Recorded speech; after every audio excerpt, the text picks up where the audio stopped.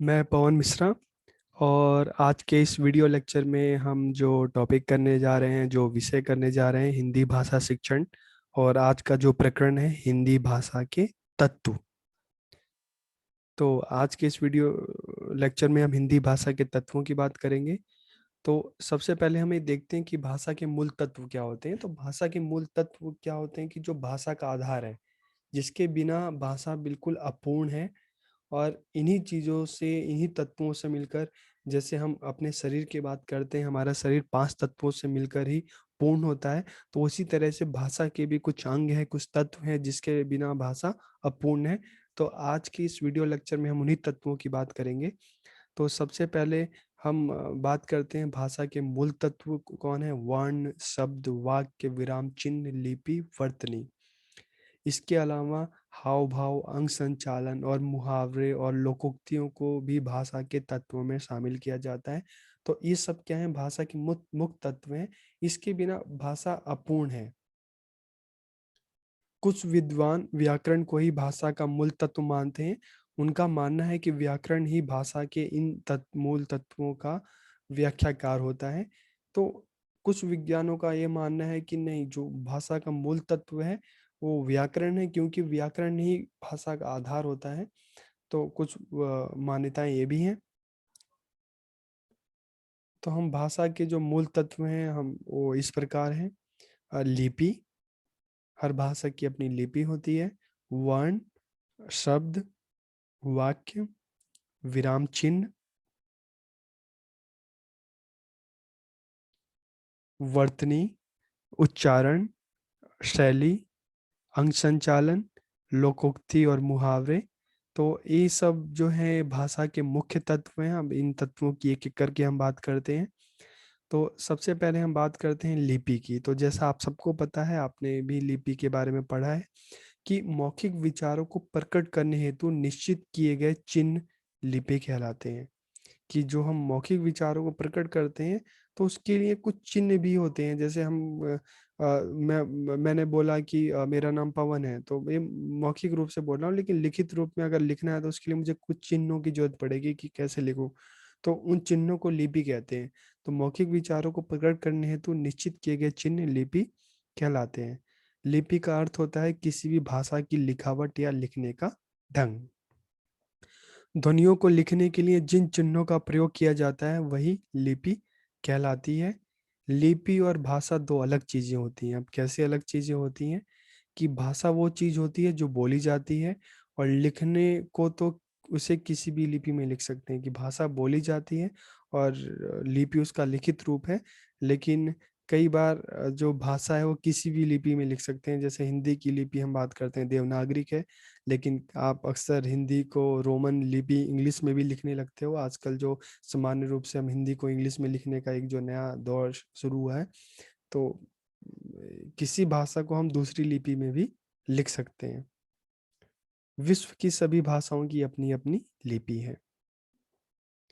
भारत की राष्ट्रीय भाषा हिंदी और सनातन भाषा संस्कृत की लिपि देवनागरी है। फिर वर्ण की बात करते हैं। तो आप सबको पता है कि हिंदी भाषा में प्रयुक्त सबसे छोटी ध्वनि वर्ण कहलाती है। जैसे अ, आ, ई, उ, क, ख आदि, ये सब वर्ण है। हिंदी वर्णमाला में समस्त ध्वनियों और वर्णों को दो भागों में विभाजित किया जाता है। स्वर, जिनको हम सबसे छोटी इकाई जो है, जो स्वतंत्र रूप से बोले जाते हैं, आ, ई, उ, ये सब। और व्यंजन, जिनको स्वरों की सहायता से बोला जाता है, जैसे क, ख, ग, घ, ये चीजें।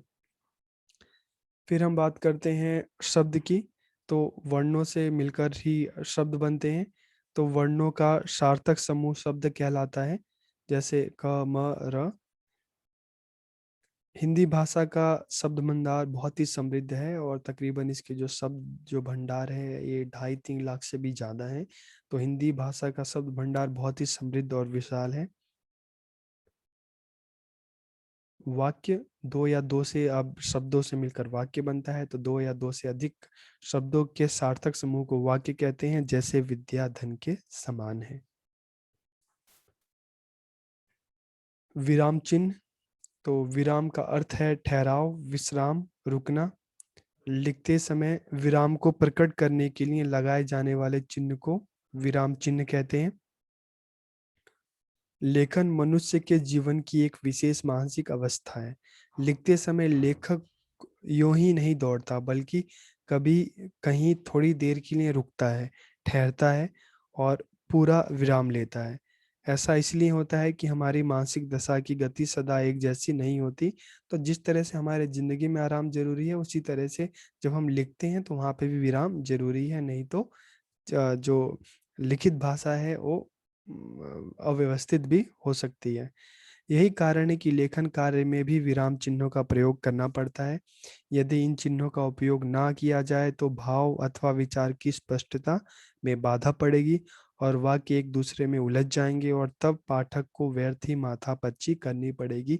सोच के देखो, अगर लिखित रूप में अगर विराम चिन्हों का प्रयोग ना हो तो भाषा किस तरह से बिखर जाएगी।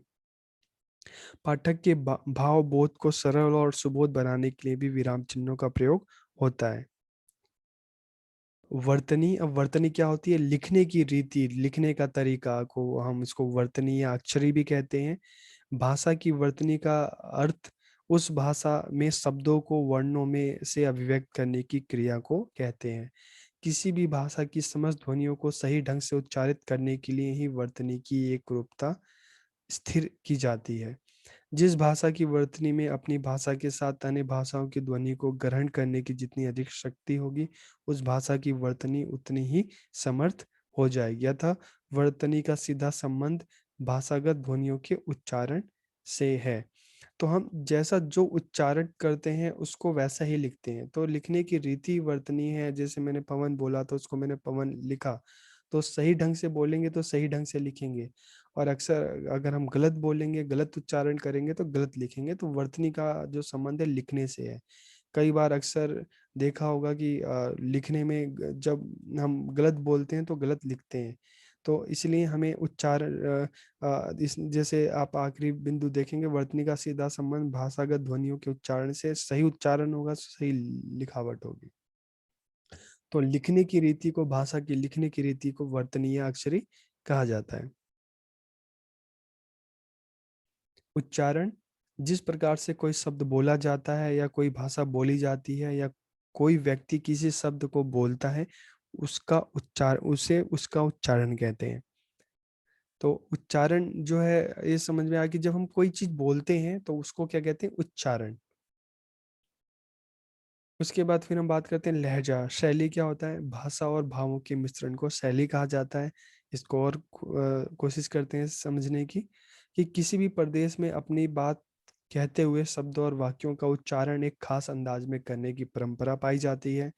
इसमें कभी शब्दों का उच्चारण कुछ लघु होता है तो कभी वाक्य की धुन कुछ गीतात्मक हो जाती है। इस प्रकार से बोलने के इस विशेष तरीके को शैली नाम से जाना जाता है। उदाहरण के लिए, भारत के विभिन्न प्रांतों में लोग हिंदी अथवा अंग्रेजी भाषा का प्रयोग अपने ही लहजे में करते हैं। उनकी हिंदी अथवा अंग्रेजी सुनकर सहज ही अनुमान लगाया जा सकता है कि वे किस प्रांत के निवासी हैं। जैसे अगर हम एक बोलते हैं, दिल्ली में बोलते हैं स्कूटर, तो हरियाणा में आप बोलेंगे सकूटर, तो बिल्कुल शैली बदल जाएगी, सकूटर। और यू उत्तर प्रदेश बिहार में जाएंगे तो स्कूटर। उसी तरह से दिल्ली में बोलते हैं दूध, तो आप हरियाणा में जाओगे तो वहाँ पे बोलेंगे दूध। इसी तरह हम बात करते हैं दिल्ली या उत्तर प्रदेश, यहाँ पे बोलते हैं पानी, लेकिन वही आप हरियाणा में जाओगे तो फिर बोलते हैं पानी। तो अक्सर हमें दूसरों के बात करने के तरीके से ही पता चल जाता है कि उनकी शैली, लहजा किस तरह का है। तो भाषा और भावों के मिश्रण को शैली कहा जाता है। और अक्सर अगर हिंदी की हम बात करते हैं तो हिंदी उत्तर भारत के एक विशाल क्षेत्र में बोली जाती है, लेकिन आप देखोगे कि क्षेत्र चेंज होता है, क्षेत्र बदलता है, तो लोगों के जो बोलने का जो लहजा है वो भी बदल जाता है। हम यहाँ पे रसगुल्ला बोलते हैं, लेकिन अगर कोई हमें हमारे सामने अगर बोले रसोगुल्ला, तो हम समझ जाते हैं कि ये जो व्यक्ति है ये पश्चिम बंगाल से संबंधित है। तो इसी तरह से उच्चारण में थोड़ा फर्क आ जाता है। तो भारत के विभिन्न प्रांतों में लोग हिंदी अथवा अंग्रेजी भाषा का प्रयोग अपने ही लहजे में करते हैं। उनकी हिंदी अथवा अंग्रेजी सुनकर ही हम सहज अनुमान लगाया जा सकता है कि वो किस प्रांत से है।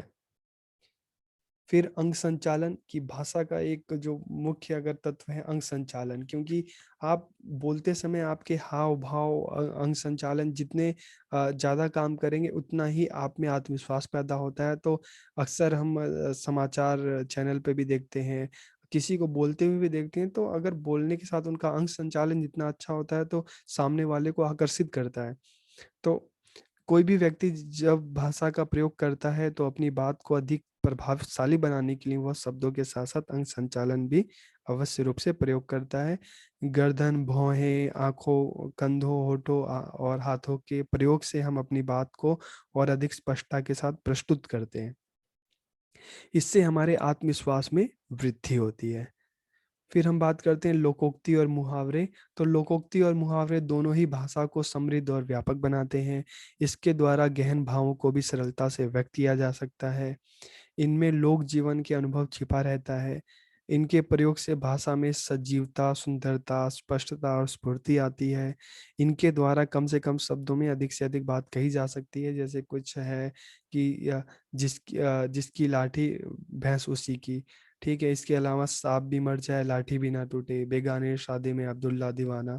तो इस तरह के बहुत सारे लोकोक्ति, मुहावरे हैं जो भाषा में एक सजीवता उत्पन्न कर देते हैं, सुंदरता और स्पष्टता उत्पन्न कर देते हैं, भाषा को समृद्ध और व्यापक बनाते हैं।